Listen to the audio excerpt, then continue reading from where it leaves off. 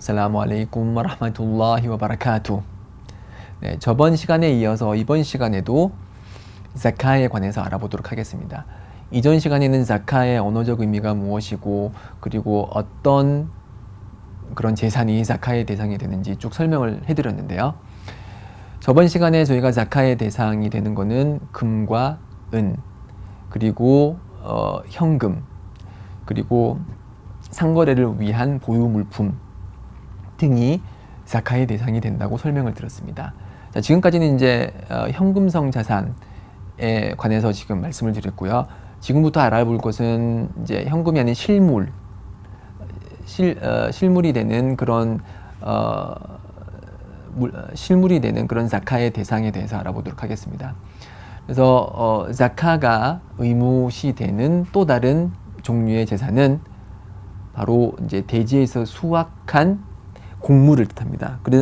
그렇지만 모든 대지 수확물이 자카의 대상이 되는 것은 아니고요. 우선 부피로 측정 가능한 것이어야 되고, 그리고 그것을 저장할 수 있어야 됩니다. 부피로 측정 가능한, 그리고 저장이 가능한 그런 수확물은 자카의 대상이 됩니다. 한국의 예를 들어 봤을 때는 쌀이나 아니면은 보리 같은 것들이 자카의 대상이 되고요. 만약 쌀이나 보리가 니삽 특정량에 도달했을 때, 그리고 그것이 1년이 지났을 때, 그때는 제가 잘못 말했네요. 제가 한 번 더 다시 설명드릴게요. 그 대지 수확물은 다른 현금성 자산과는 달리 수확한 즉시 그날 곧바로 내야 됩니다.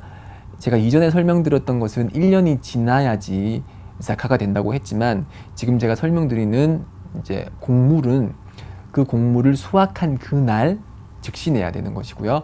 그리고 그 수확한 곡물이 특정량에 도달했을 때 그때 자카를 내야 됩니다. 그래서 쌀이나 보리 같은 경우는 768kg에 도달했을 때 그때 자카를 내야 됩니다.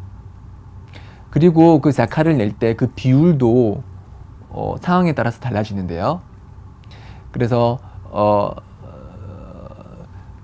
곡물을 이제 수확하기 위해서 이제 관계를 통해서 인위적으로 물을 댔다. 그럴 경우에는 수확물의 5%만을 내고요. 그렇지 않고 이제 하늘에서 떨어지는 비만을 의존을 해서 그런 관계 시설을 만들기 위한 노력을 하지 않았을 경우는 10%를 냅니다. 그래서 예를 들어서 쌀을 10가마니를 수확한 사람이 있다고 해봐요. 10가마니를 수확한 사람, 한 가마니가 몇 킬로죠? 보통 8kg 정도 해요. 그래서 80kg, 제가 잘못 말씀드렸습니다. 한 가마니가 한 80kg 정도 하는데 10가마니면은 800kg죠, 그렇죠? 그래서 이 사람이 수확한 쌀이 관계시설을 통하지 않고 그냥 하늘에서 떨어지는 물을 통해서 수확을 한 것이라면은 그 사람은 수확한 그 쌀의 10%, 즉 10가마니의 10%니까 한 가마니만 내면 되죠. 그 한 가마니는 하나님을 위해서 자카로 내야 되는 것입니다. 그렇지만 관계시설을 만들어서 자신이 인위적으로 물을 댔다면은 5%만 내면 되는 것이고요. 이렇게 자카가 의무가 되는 곡물은 부피로 측정이 가능해야 되고, 그리고 저장이 가능한 그런 곡물입니다. 예를 들어서 배추를 수확하고 있는 농부가 있다고 해봐요. 근데 배추나 아니면은 뭐 과일 같은 것은 부피로 측정이 보통은 불가능하죠. 보통 무게로 측정을 하죠. 그리고 그런 것들은 저장이 불가능하기 때문에 이제 쌀이나 보리처럼 어디에 놓아두어도 쉽게 저장을 할 수 있는 것이 아니라 냉장 시설을 통해서, 특별한 장치를 통해서 그렇게 어렵게 보관해야 되는 것이기 때문에 그러한 것을 수확했을 때는 자카를 내지는 않습니다. 다만 그러한 채소나 과일을 수확을 해서 돈을 벌었는데 그 돈이 1년 동안 쓰이지 않고 특정 니삽, 예를 들어서 아까 설명드렸듯이 510만 원을 초과했을 때, 그럴 때는 10%를 내야 되지만은 그 수확한 그 물건에 대해서 자카는 내지는 않는다는 것이죠. 반대로 곡물 같은 경우는 쌀을 수확했으면은 쌀을 10가마니를 수확했으면은 한 가마니를 자카로 내야 되고, 보리를 10가마니를 수확을 했으면은 보리를 한 가마니를 자카로 내야 된다는 것입니다. 또 다른 자카의 대상이 되는 것은 이제 5번째, 가축들입니다. 가축은 3가지 종류가 자카의 대상이 되는데요. 소와 낙타와 양입니다. 낙타 같은 경우는 저희 한국에 없기 때문에 취급하지 않겠고요. 양도 상당히 드물죠.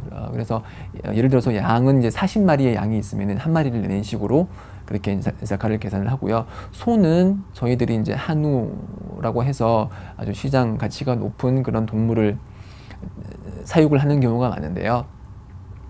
그 소 같은 경우는 30마리를 가지고 있으면은 1년산 송아지를 한 마리를 내야 되고요. 40마리를 가지고 있으면은 2년산 송아지를 자카로 내야 됩니다. 그런 식으로 쭉쭉쭉 계산을 해 나가는 것입니다. 그래서 70마리의 소를 키우고 있다, 70마리의 한우를 가지고 있다 그러면은 1년산 송아리 한 마리, 2년산 송아지 한 마리 이렇게 되고, 80마리의 한우를 가지고 있다 그러면 어떻게 해야 되죠? 2년산 송아지 2마리를 내면 되겠죠. 60마리의 한우를 가지고 있으면은 1년산 송아지 2마리를 내면 되겠죠. 자, 소는 한 번 더 제가 설명드릴게요. 30마리를 가지고 있으면은 1년산 송아지를 내야 되고, 그리고 40마리를 가지고 있으면은 2년산 송아지를 내면 됩니다. 50마리를 갖고 있으면은 2년산 송아지 그대로 내면 되고요.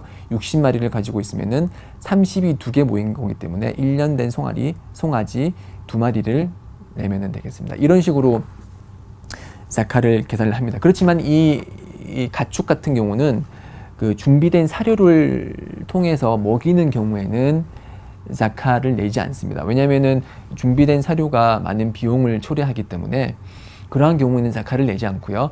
다만 자연 방목을 했을 경우, 그럴 경우에만 이러한 계산을 통해서 자카를 내는 것입니다.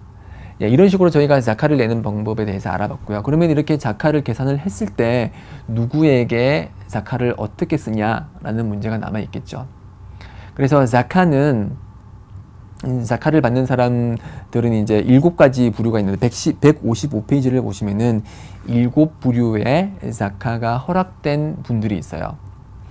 그들 중에 이제 가장 많이 쓰이는 분들은 이제 가난한 자, 그리고 불우한 자들에 대해서는 저희가 자카를 쓸 수가 있고요.